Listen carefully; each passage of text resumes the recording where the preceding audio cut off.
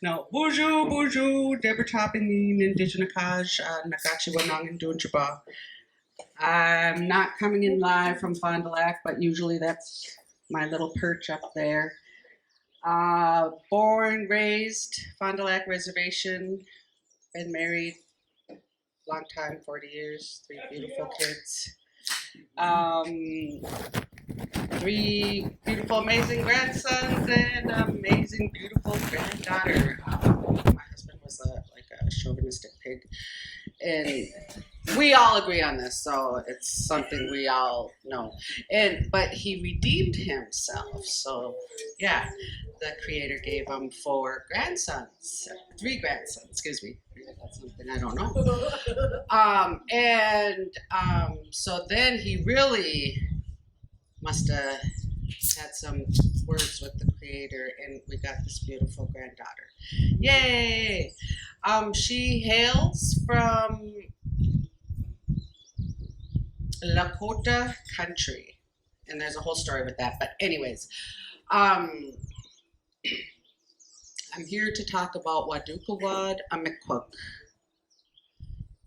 So I'll be asking Jami a whole bunch of dates. We'll be testing Jami. She's the date lady, let me tell you. So we went through the Public Utilities Commission. We went through all of the hearings. We went through all of that. We did, how many of you were here at the 8-day easement? Yeah? Ooh. All right, me rich. So, and then we had our easement, and I was actually a jelly. I was a yellow jelly. What does that even mean, huh? That means I was not going to jail at all, ever. I can't. So when they said, but we're gonna go on the easement, I said, well, of course, why wouldn't I go stand on the easement to protect our water? It just seemed like a no-brainer. I didn't think that it was a treaty right. I figured that was me and the Creator, right? But anyways, neither here nor there. We attended all the PUC hearings. I listened to everybody cry about what was happening. The sadness, because like Joe said, we've done everything. We marched, we screamed, we wrote letters, we attended, we walked, we paddled, we prayed. I don't know, we talked to our legislators. We've done it. So they can't say, who's they? They can't say we didn't do any of that. I know I heard that over at Dept. I heard they say, well, now the Indians want to complain that, when we've had this process this whole time. And I heard that. And I thought, okay, well, let me figure out this process and let them know during this process that we don't want this pipeline. Anyways, so back to everybody crying. I know that's not funny. I apologize, but it's the only way we can relieve the pain, right? That we deal with every single day. Every single day. The pipeline is in Jami's backyard. If I go anywhere on my reservation, I have to go over the pipeline. So this is every single day that we have to deal with this. That I am reminded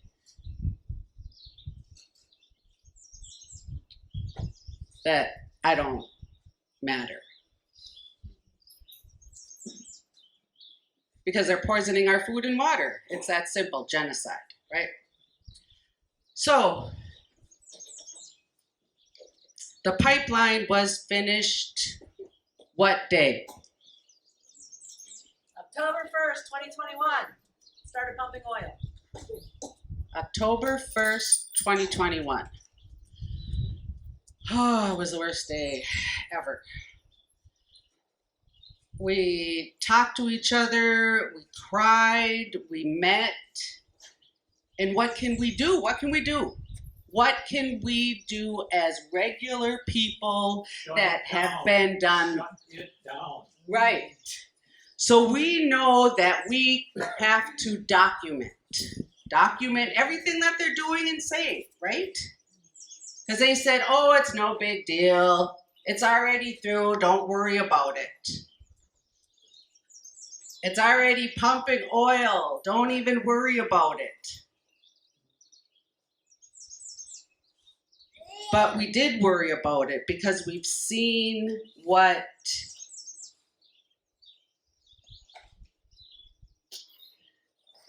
we have seen the devastation that has happened, right? And you all seen it firsthand this morning.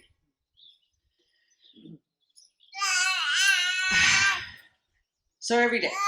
So we get together and we're talking and we're chit-chatting, and I know this person, and boy, we took a walk here and we saw this, and what should we do about it? Well, we need to continue to meet. How about we have a thermal, we have somebody who has a thermal drone, so let's start. And so we start meeting once a week, just a bunch of people. Let's just meet. We're just Zooming, really, we're Zooming. It's hard to Zoom, right? What date did we start Zooming? We got the report from East Savannah River. A couple of ladies were walking across and they saw this picture of the river here. And it had all this crazy discoloration in it. And they called and said, what do we do? What is this, Jamie? What is this? I said, let's call some of our friends and figure it out. So that's what we've been doing, is getting together every week, meeting and thinking, how can we document more of all of this? How can we find out what Enbridge has really done to our land? So that's what we're doing. December 15th, 2021, these women found this river, and we started making calls and we started meeting every Wednesday. For a couple hours every Wednesday, we talk about who can go out and test the water. But wait a minute, we need to test the water for what? Right? Can I test it for oil? Is there a test for oil, Jamie? There's a lot of different tests we can do, but we don't know what's in all their stuff, and we don't know what all the tests mean, so we have some experts on our team, some hydrologists, geologists, people who understand things, and we got a grant to do some of the water testing, and we're working with a group called Downstream Strategies that understands the water testing better and has helped us with our field manual and how we do our practices. So we test mainly for iron, sodium, magnesium, and calcium, and then we test for the conductivity, the salinity, pH. These are the kind of checks that we're looking at to see what are the differences in the water in the river upstream, at the location of a frac out that we suspect, or an aquifer breach that we suspect, or downstream. What are those data looking like? And all of our data is secured with legally usable data. So we make sure we're not trespassing. We're always on land that is public or with the landowner's permission, so that our data is admissible in a court of law should we need to do that. What was that last statement? In a court of law, should we need to do that. And we made that decision right away, that whatever we do, it needs to be done in the way admissible in the court of law.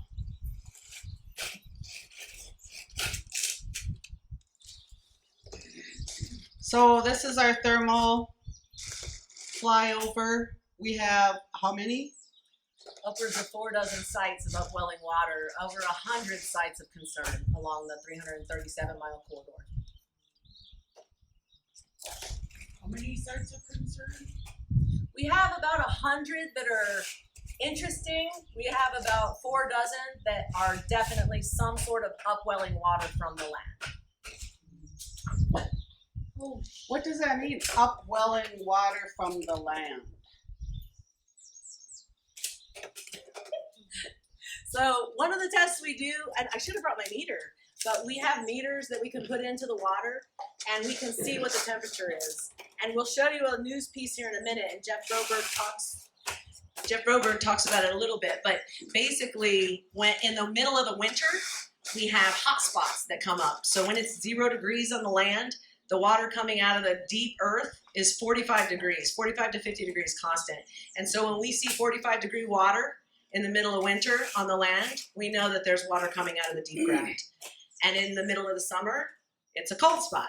So in the middle of summer at 80, these waters are still 45 degrees coming out of the land. And that's how we know that Enbridge has breached deep aquifers and is bleeding water from our land. One of the things that we've been trying to tell the Line 5 Coalition and folks who are working on that resistance is we should never have talked about a pipeline spill. Because everyone can say, oh, that's for my grandkids to worry about. I don't got to think about that. That's 60 years from now, 70 years. But what we always should have said is the construction process of installing a pipeline in the ground, a tar sands pipeline in the ground, will destroy your water quality. It will bring together waters that were never supposed to be together, and it will separate waters that have always been together. And that's what we've seen with the data that we've been able to acquire. The thermal flyover was done about a month and a half after the pipeline started pumping oil. It was done by a fixed wing aircraft, which has 0.3 degrees centigrade in 1 foot sensitivity. And so we've definitely got data that shows that there are problems. The DNR, Waadookawaad has done a lot over the last year and a half. Last October, we wrote a draft memorandum of agreement to the Attorney General, the PUC, the Department of Natural Resources, Public Utilities Commission, for those not in Minnesota, the Department of Natural Resources, and the Minnesota Pollution Control Agency. And we said, here are the things we need to do to hold Enbridge accountable. We need another fixed wing flyover this fall and next spring to see what else is still bleeding. We told them that we wanted a database that was publicly accessible with all the information so that the public would know all the damages. We told them we wanted agreements about how we refer to places, because Enbridge likes to use this thing they call mileposts along their corridor, which mean nothing to us. They don't represent a river, a lake, a town, a road.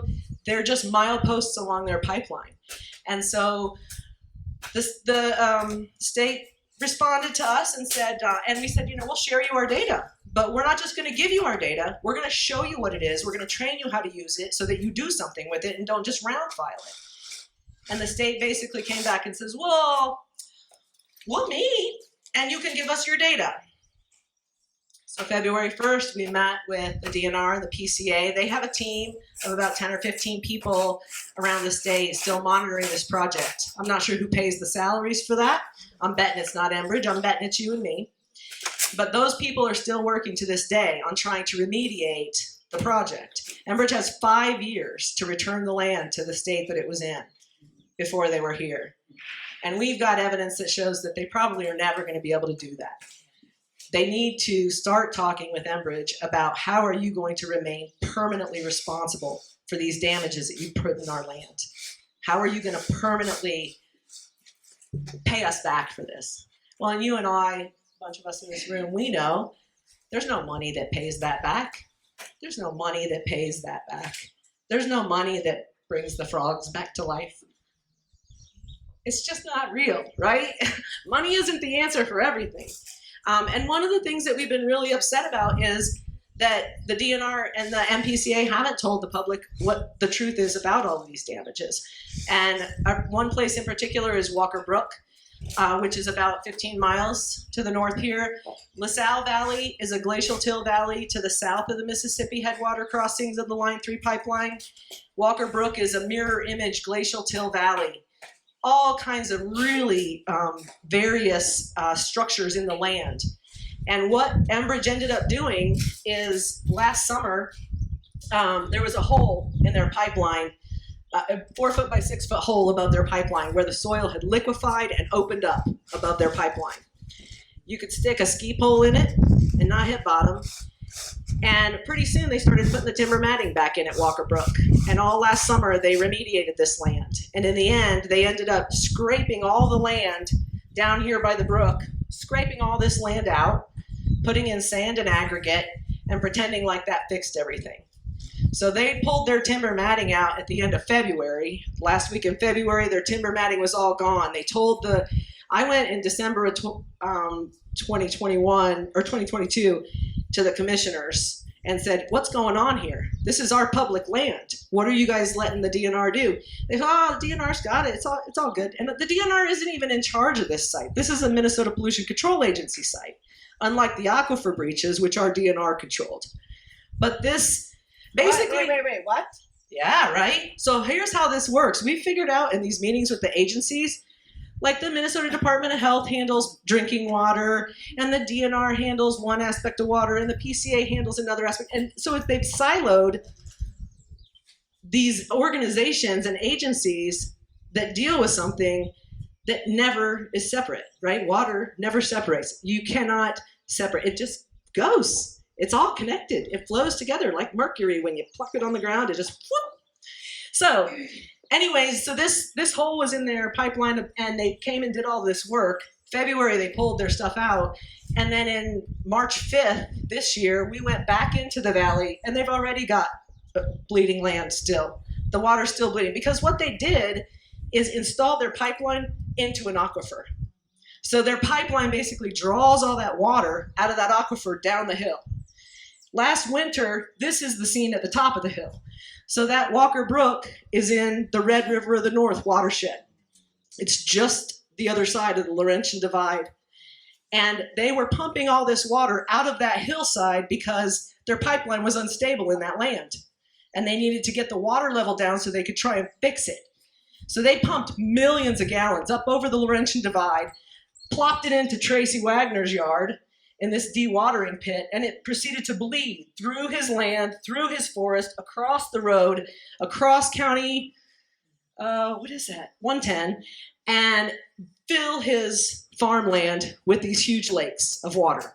The water ran down through as a local wildlife management area at Daniel Lake and into Daniel Lake. There was not a single test of the water that was coming out of that project into Daniel Lake, which is a requirement by the agencies. No one tested that water. We have been dealing with the landowner, and we asked for permission to get tests. And everybody up here is so scared of Enbridge, they wouldn't let us go in. He says, well, you could just get on your snowmobiles. You could get back there and get that tested, and nobody would know. And I said, that's not how we work. That's not what we do. And so we don't have any tests of that water. We don't have any idea how those places were impacted. But what I do know is around Christmas, they decided to shut down, and I was monitoring the water every day at Dahlberg Lake, which Daniel Lake flows through a couple of lakes into Dahlberg Lake, and it goes under the road to County 2. And you could see Dahlberg Lake never freeze all winter because that 45-degree water was just bleeding through, and it never froze. And then when they went out at Christmas, I went over on the outlet for Walker Brook to the northeast. And right there where it crosses 26, you could see tons of water. And as you went over to the horse farm to the west, you could see where all the after culverts, the downstream culverts, looked relatively normal. But upstream, it was ponding and pooling. And they ended up having to come back early. I'm pretty sure they weren't planning on coming back as early as they came back because they were filling the land with water because they quit dewatering that hillside. So they've changed all the water in this land. This picture Deb has right here is from just down the road where you guys just were. This was from March of 2022. Carrie and Alexander went out in the land. This sample is from this side of the pipeline corridor. It's in a spring. This sample was from an 8-foot by 10-foot open area of brown frac out that never froze all winter. And we had these samples tested, and we have this data. And we started meeting with the DNR in February, and they were instantly surprised by what we do. And every meeting we've gone in with them, they're surprised by the data we show them. One of the later meetings that we've had more recently, they asked us about a site. Can you give us some information on this site? And we said, yeah, we have some information on that site. And I don't know if they're comparing what we have to what Enbridge is telling them, but the state still really doesn't tell us a lot. They really don't tell us a lot. They basically just want us to give them all of our data. And Waadookawaad is very hesitant to give the state data because what we've seen them do is go in and re-destroy.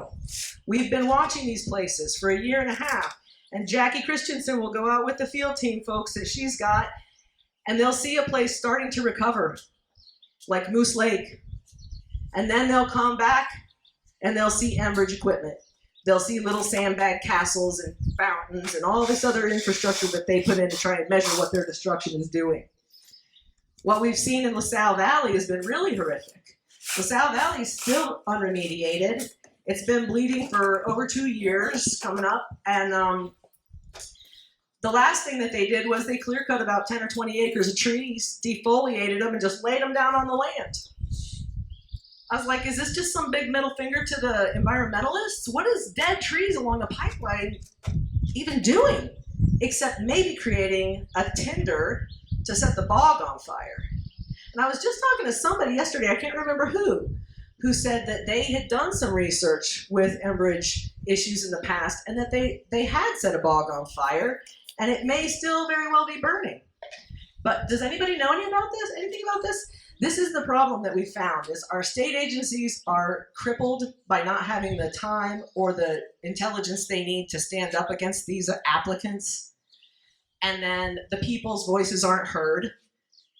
It is just a corporatocracy from what we can see. Enbridge meetings week after week after week with the agencies, we beg and beg to get into meetings and can't. We were in Wall's office before he got elected. They kept promising. No meetings. On February 5th of 2020, before permits and everything were happening, we took a group of retired DNR, retired MPCA, Paul Stolen, Willis Matson, a bunch of NGOs, different people, went in to meet with the PCA. And our goal of our meeting was to help them figure out how they could deny the 401 permit, which was a requirement. They had to review this 401 permits, Clean Water Act referenced the 401, and to say that this pipeline was okay to put in. And we wanted to help them not approve that. We came into the meeting and Laura Bishop strolls in, oh look, we just issued a press release and it says we're gonna approve the draft 401. And I'm like, why are we even here? Why are you meeting with us today? If you've already made this step, it was just to show us. We had no voice. They had no willingness or ability to listen to us. The very scientists and people who used to work in these organizations and who knew. Paul Stolen was in LaSalle Valley when the coke line broke, and they had to helicopter folks in. He was retired DNR from Montana and Minnesota. He's worked on pipelines. He predicted everything that you're seeing in LaSalle Valley right now. And where are we with that?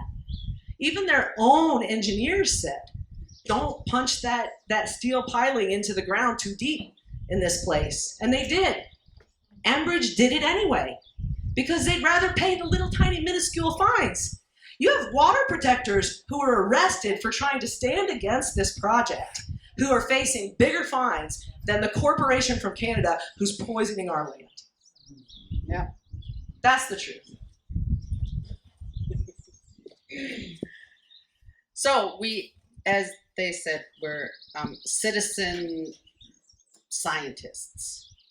I've been called a lot of things, I'm telling you. Never a citizen scientist. But there's quite a few of us whenever we can, right? Some of us can't go out there and walk a bog. Some of us put our lives at risk when we go out there. I know Carrie was out there and Don has been out there. This is one of theirs. So, We have a video here. Because really, this is all new to us. We don't know really, there's not a path that says, or a book that says, this is the way you're going to do it. We're just kind of figuring it out as we go along. So Fox 9 came, and a reporter wanted to do a report on all of this. So that's what we will be watching. And I don't know how great you're going to see this, but is there a link to that speaker? But running now for more than a year, but the impacts of its recent construction are lingering. The construction led to several aquifer breaches in northern Minnesota, which resulted in millions of dollars in fines for the company and even criminal charges. And now internal records obtained by Fox 9 investigator Nathan O'Neill show Enbridge knew about some problems earlier than they let on.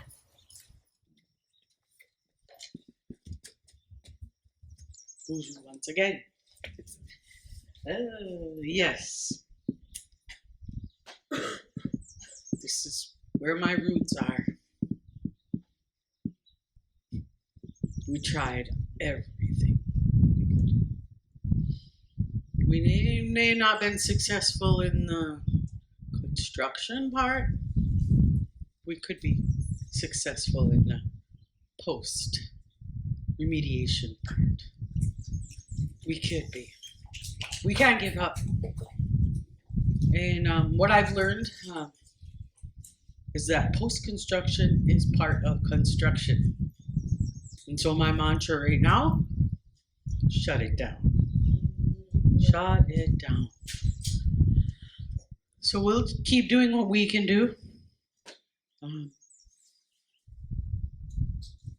the ground, in the air. So I was talking a little bit about treaty rights earlier. And if you don't know, those rights weren't given to the native people. So it's actually usufructory, they call it, usufructory rights. So when we talk about treaty rights, I mean, it's really, we have the right to hunt, fish, and gather. Those are our treaty usufructory rights. Like I said earlier, we gave the rights for people to come and settle the land and live here amongst us. And that we would work together, be friends, raise our families together. But what's happened is we haven't been really thinking about those next 7 generations. Maybe not you, but as a collective as humans. And I think that through all that I've learned, Jose Mojica, who's from Uruguay, and he said that that's what he said. But that was his dog, really. I think he's got a little chihuahua. He's speaking now. Anyway, what he said was, humans may be the only species that has the ability to destroy themselves. That is our dilemma that we are in. The dilemma we are in is not economic or ecological crisis. We are in a political crisis. That's what's causing our issues, is the political crisis. Then his dog said that. And then, so it was 1 minute and 24 seconds that just totally paved my mind forward. It's like everything that I was thinking, this elder man, 80 years old, spoke as how it's not a ecological environmental crisis, it's a political crisis that has perpetuated what's happening. It's really sad how that becomes political. Well, we don't want to do that. We don't want to do nothing about it. It's political.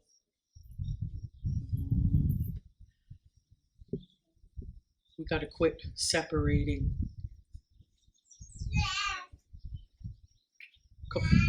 Compartmentalizing. Always stumble on that word. But like one of our geologists, Laura, said, well, they say, well, it's not entering the river. It's entering the wetlands, which is part of the river. I mean, so that's what I mean about compartmentalizing. Yeah. And then so we talked to the people at DNR. Well, this gentleman, he works with fish. But, well, that's not I don't work in that department.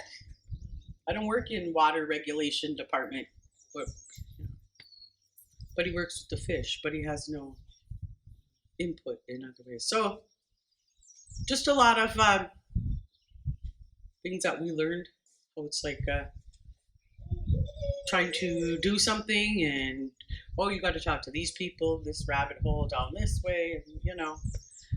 And one thing that stayed with me was Governor Walz saying, follow the process. What did he mean? What did he mean? Follow that process. Was it just to have us follow that process with hope? Oh, they're going to do the right thing?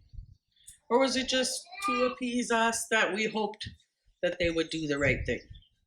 Show me the science. We showed them the science. And we're continuing to show them the science. So, follow Waadookawaad Amikwag. And did we happen to tell you Waadookawaad Amikwag, why it's named with that?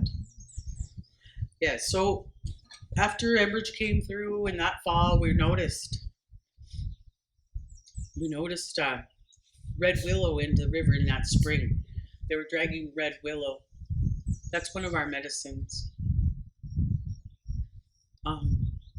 We believe they were trying to filter the water. That's what we believe. And so that's how that came about. Those who help beaver. Waadookawaad Amikwag.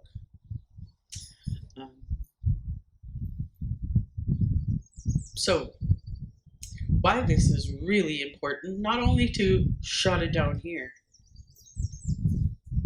but line 5. Line 5 is line 3. Now it's 93 over here, if you didn't know that. So now we are faced with line 5 and our relatives in Bad River. Their lands are at risk. The water is at risk there. The water's getting closer to the line. The governor was at 2 weeks, over about a week and a half ago. You know, just said it wasn't an emergency, wasn't at emergency level. So follow that too. Follow line 5 and do what you can. If you're just able to make a phone call, make a phone call. If it's emails that you're good at, if you're good at writing, if you're good at presenting, learn what you can and teach what you know. Get out there. The hardest thing for me, R.I.S.E, Resilient Indigenous Sisters Engaging. I probably say this every time I talk. Maybe not every time, but that was the hardest part for me, engaging. But the more I know people and a lot of friendly faces, it's easier for me to engage. But you might catch me being kind of shy. That's because, yeah, it's not easy for me to open up and share who I am and share, you know, my spirit, really. Because I'm giving my all. And I'll continue. It's been a long journey. And I just thank all of you that have come and show up from time and time again, and those who are new here.